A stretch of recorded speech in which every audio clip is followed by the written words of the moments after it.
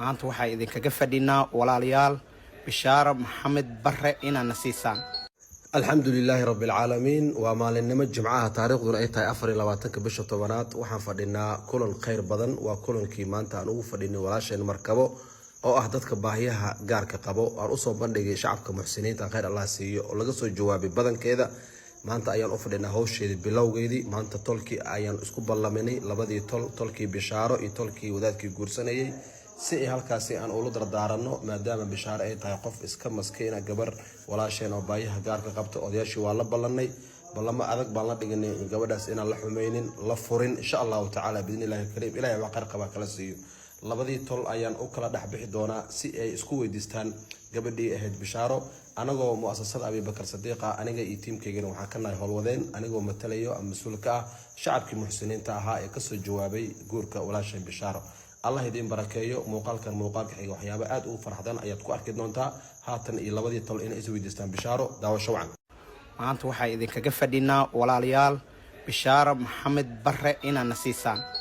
bismillaahi raxmaani raxiim waa idin siinay bishaaro maxamed barre khayr Allah idin siiyo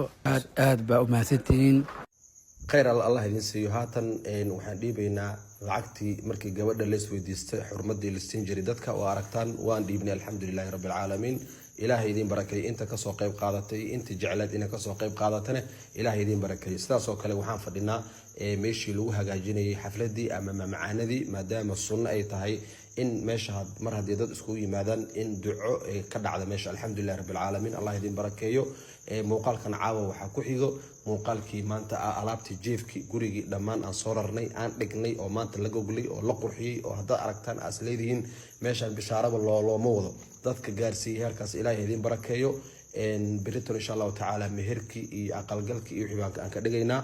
wixii ku xigan insha Allah ta'ala waa muuqaal cusub dad aad u fara badan waxaa jiro baahiyaha gaarka qaba oo rafaasan ilaahay idin barakeeyo walaalayaal meel kasto ay joogtaan waana walaalkiin macallin Cabdullaahi oo idinku faraxsan in aad ka soo jawaabtaan dalabyada ay idinka keenayno dadka baahiyaha gaarka qabo barakallahu fiikum qof kasto muraad ilaahay muraadkiisa ha siiyo ilaahayna dambigiina iyo dambi waalidkiina ha dhaafo muuqaalkan caawa muuqaalka ku xiga jiro oo ah guriga sharaxaadiisa iyo hagaajintiisa la socosho wacan. Assalaamu calaykum waraxmatullaah.